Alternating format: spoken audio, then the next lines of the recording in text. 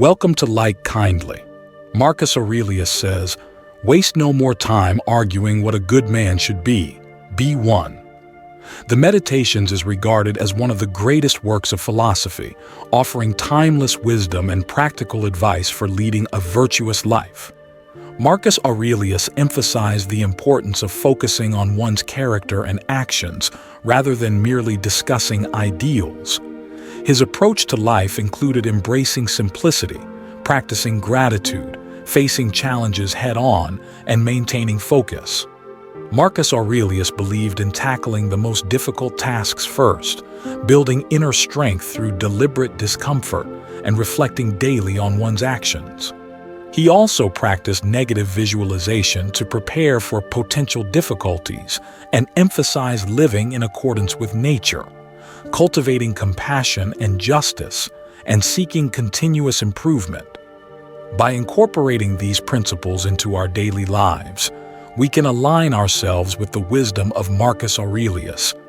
His teachings offer a path to a more virtuous, resilient, and fulfilling life. Number 1. Show empathy and take care of your life. To quote Marcus Aurelius, "When people injure you, ask yourself what good or harm they thought would come of it. If you understand that, you feel sympathy rather than outrage or anger. Your sense of good and evil may be the same as theirs or near it, in which case you have to excuse them, or your sense of good and evil may differ from theirs, in which case they're misguided and deserve your compassion." Is that so hard? The second book in the Meditation series by Marcus Aurelius is rooted in the idea that we should forgive others for their flaws and faults because we too are flawed. The theme of Book 2 centers on empathy, a fundamental human trait that allows us to connect with others on a deeper emotional level. As children, our families and role models teach us empathy, but some people never fully embrace this lesson, and others forget it as they grow older and life becomes busier. Everyone has been guilty at least once of lacking empathy in a situation that required it, indicating that we all have room to grow in this area. The ability to empathize with others is directly related to our ability to empathize with ourselves. Self-empathy involves understanding and accepting our own emotions and experiences. When we acknowledge our own struggles and imperfections, we become more capable of extending that same understanding to others. This self-reflection and self-compassion are the first steps toward developing greater empathy for others. Marcus Aurelius emphasizes that when someone injures you, it is often due to their misguided sense of good and evil. By asking yourself what they hope to achieve, you can understand their perspective and feel sympathy rather than anger. This shift in perspective allows for forgiveness and compassion, turning negative interactions into opportunities for empathy and growth. Empathy involves listening without judgment, putting yourself in others' shoes, and responding with kindness. Practicing empathy improves relationships, reduces conflicts, and creates a more harmonious environment. Moreover, empathy fosters a sense of community and connectedness, encouraging us to support one another through hardships and celebrate successes together. Marcus Aurelius's teachings remind us that empathy is vital for a virtuous life. By forgiving others and ourselves for our imperfections, we cultivate a more compassionate and empathetic worldview. This practice enriches our personal lives and contributes to the greater good of society. Number 2. Practice virtuousness. According to Marcus Aurelius, remember this, that there is a proper dignity and proportion to be observed in the performance of every act of life. In Book 4 of his Meditations, Aurelius tells us that we can always find solitude in our own minds. If our minds are serene, we will find peace and happiness. We have little control over how others view us, but virtue remains virtue even if it is not acknowledged. Our lives are ephemeral. One day we live, the next we are dead. Thus, we should act virtuously, use our time well, and be cheerful. Virtues are moral standards, and they are the best standards we have. Achieving moral excellence means being honest, respectful, brave, forgiving, kind, and more. Those who have reached moral excellence focus on doing what is right. Therefore, striving to be virtuous, happy, and wise with our time is essential. But how can we be virtuous? Initially, our parents are responsible for teaching us about virtues through their guidance and behavior. As we grow, it becomes our responsibility to internalize and practice these virtues. We must become aware that maintaining virtuousness is a personal responsibility. If you are unsure where to start, begin by practicing good virtues and find a role model to emulate.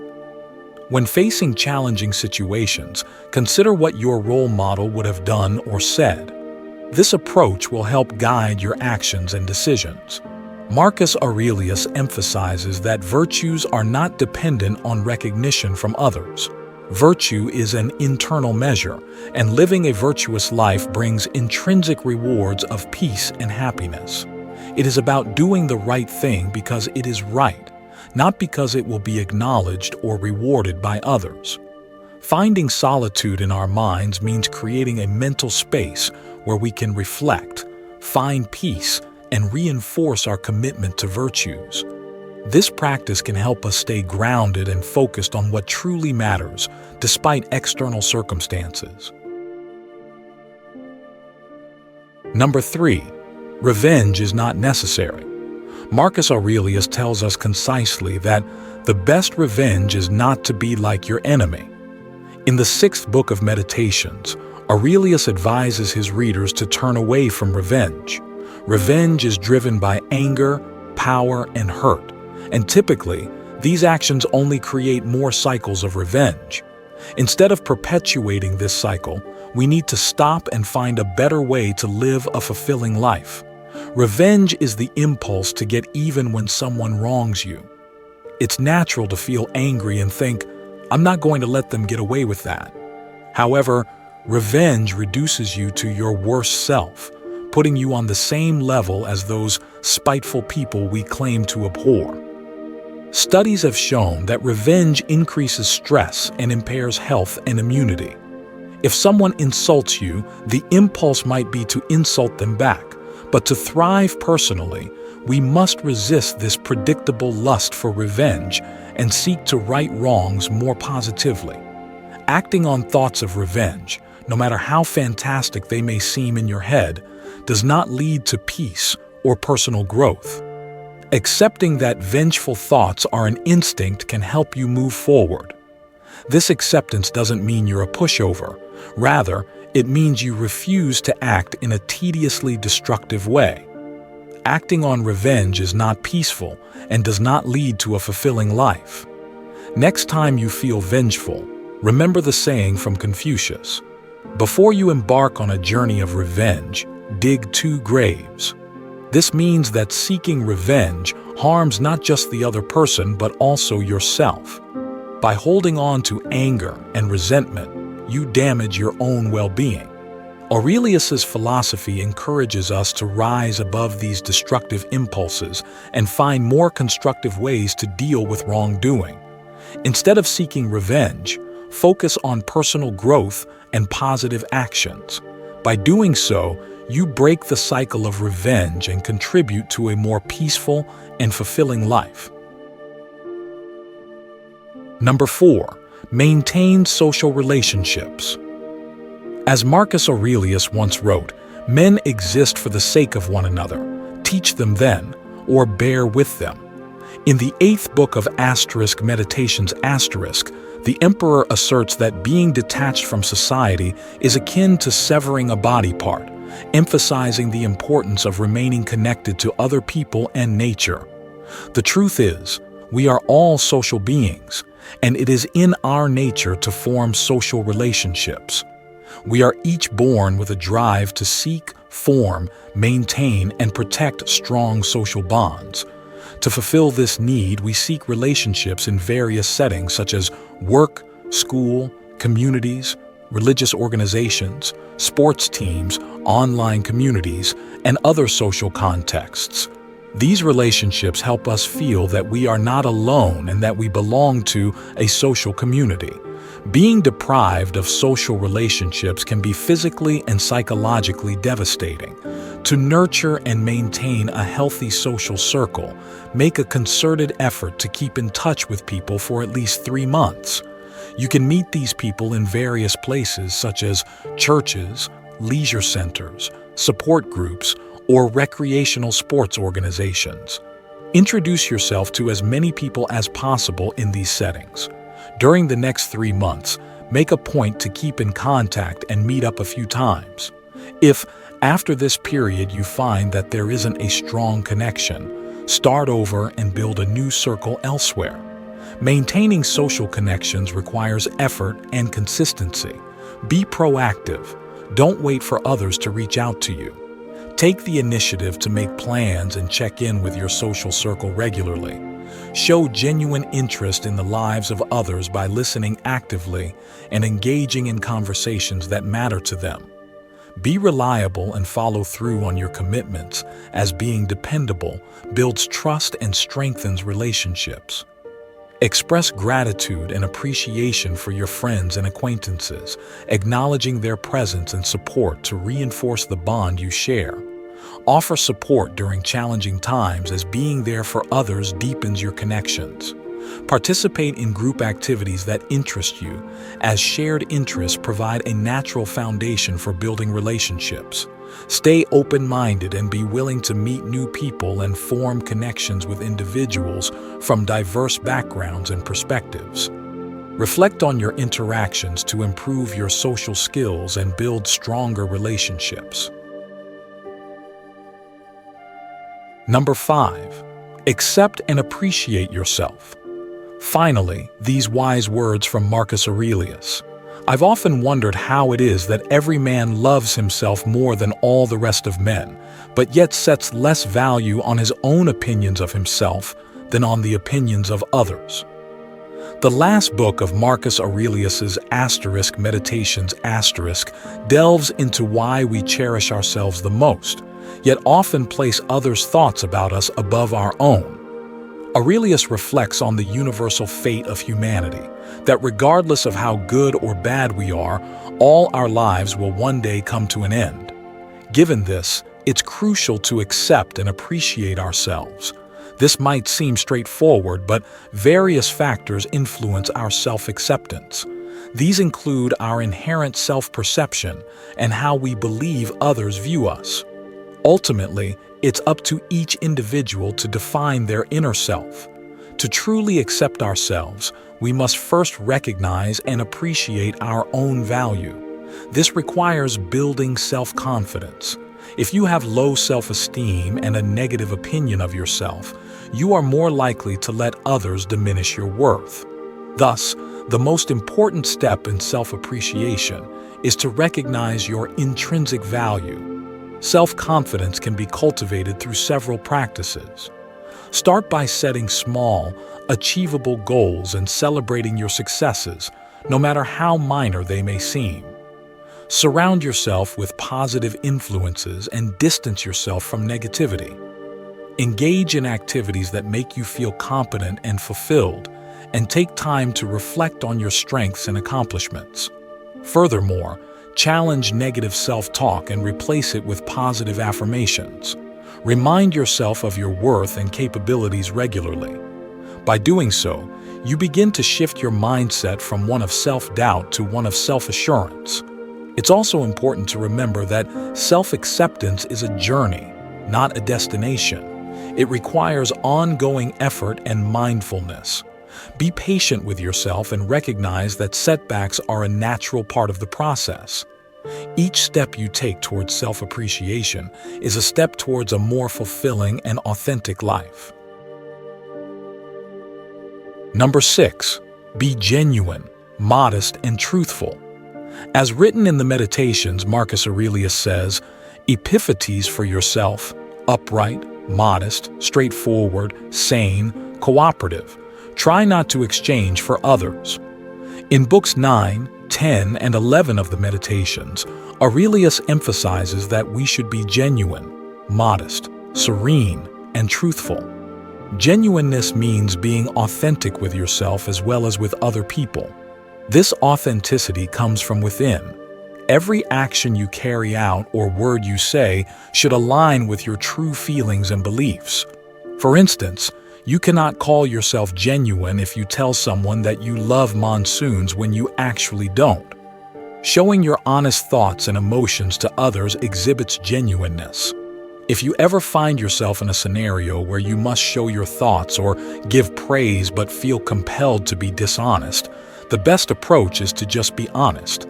We generally tell white lies to avoid offending someone as an act of kindness, often seeing them as inconsequential. However, these small lies can impact how you feel about yourself. The longer a small lie continues, regardless of whether it was meant to be polite, the more it can damage your emotions and integrity. To avoid this, it's important to practice always being truthful with people, even if you think they may not want to hear it. Modesty is another virtue that Marcus Aurelius champions. It involves having a humble view of your importance and achievements. Modesty allows you to stay grounded and avoid the pitfalls of arrogance. By being modest, you respect others and acknowledge that everyone has value and deserves to be treated with kindness and fairness. Serenity is the state of being calm, peaceful, and untroubled. Marcus Aurelius encourages us to maintain our composure even in the face of challenges. Serenity comes from accepting things we cannot control and focusing on what we can change. This acceptance leads to inner peace and helps us navigate life's difficulties with grace and resilience. Truthfulness is about being honest and straightforward in all your dealings. It builds trust and fosters genuine relationships. When you are truthful, you create a foundation of integrity that others can rely on. It also means being true to yourself and not compromising your values for the sake of convenience or approval. Number 7. Have patience. To quote Marcus Aurelius, convince them not to if you can, and if not, remember the capacity for patience was given to us for a reason. The 7th installment of the Meditations delves into Aurelius's discussion of tolerance and patience. We can imagine that the job of emperor was not an easy one. Marcus Aurelius had enormous responsibilities, and despite his absolute power, he constantly dealt with advisors, family, lifeguards, the Senate, and magistrates. He also had to engage with the Roman people. Leading the state required a lot of persuasion and arguments. Do this, don't do that, listen, try this, stop that. He believed that patience was given to us for a reason. The truth is that the world is always changing, so we must exercise some patience. No matter what you do, people may speak badly of you. In these situations, you must exercise tolerance. There will be individuals who will test your tolerance and patience, but in those instances, you must remain in control and positive. You can do this by maintaining control of your reactions to these people. Patience is one of the most important character traits that people need. Patient people experience reduced stress levels and a boost in overall happiness. Many patient people are also healthier. Practicing patience will allow you to reduce your anger, enabling you to face any tough situation calmly. You were given patience for a reason, and your persuasion skills for a reason too. Use the latter if you can, and if it doesn't work, use the former. Most importantly, use them both. The essence of Marcus Aurelius's advice is to balance our efforts to persuade with our capacity for patience. When we encounter resistance or opposition, our initial approach should be to convince others through reasoned argument and persuasion. However, when persuasion fails, patience becomes essential. This dual approach ensures that we maintain our composure and effectiveness in dealing with various situations and people. Patience also helps us navigate the complexities of human interactions. It allows us to listen more attentively, understand differing perspectives, and respond thoughtfully rather than react impulsively. This thoughtful response is crucial in maintaining harmony and fostering positive relationships, whether in personal or professional settings.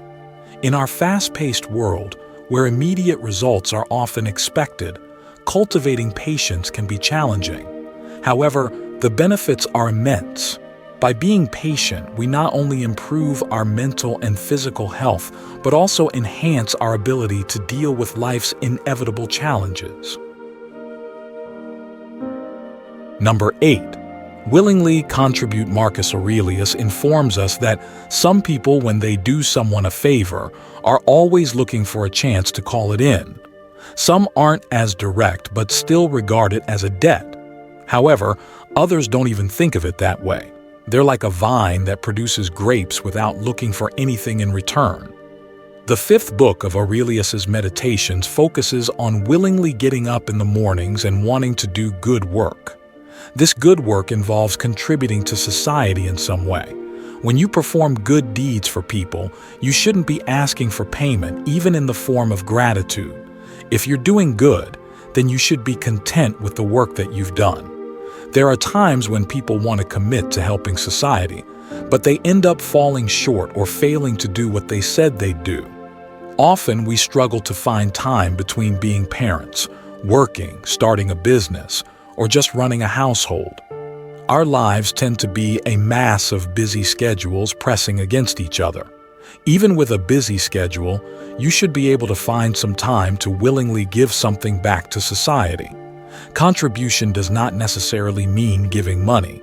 We often don't contribute because we think we don't have enough money to donate. However, there are ways to give back that don't involve money. You can donate your time to help a group of people.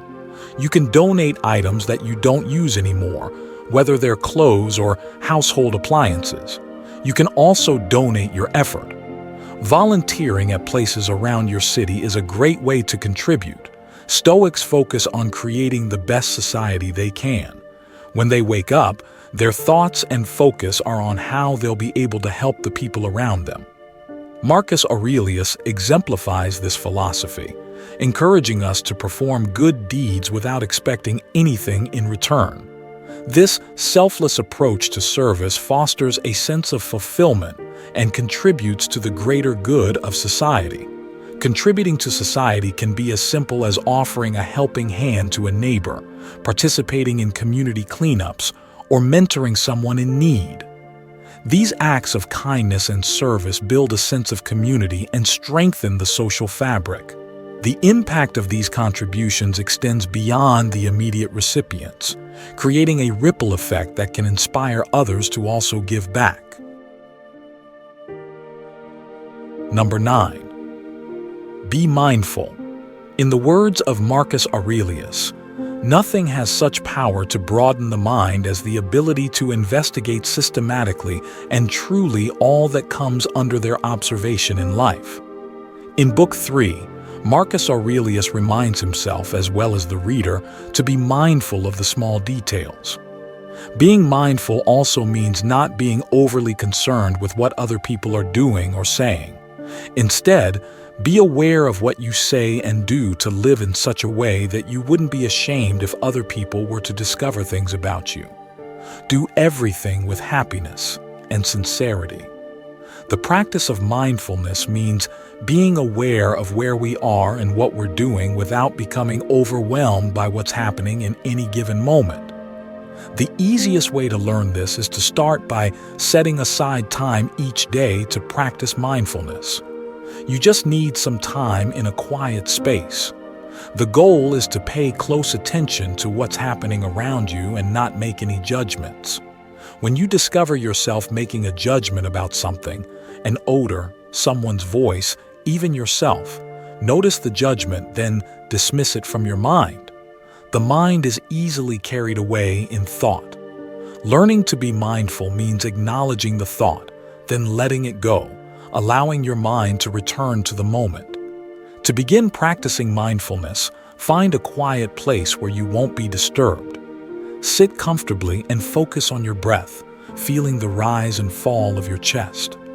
As you breathe, bring your attention to the present moment. Notice the sensations in your body, the sounds around you, and the thoughts that pass through your mind. When a judgment arises, gently acknowledge it and let it pass, returning your focus to your breath. This practice helps cultivate a non-judgmental awareness, which can broaden your understanding and perspective. By observing without judgment, you can gain deeper insights into yourself and the world around you. This heightened awareness can lead to a greater appreciation for the small details in life, fostering a sense of gratitude and contentment. Additionally, mindfulness can improve your interactions with others. By being fully present and attentive, you can listen more effectively and respond with greater empathy and understanding.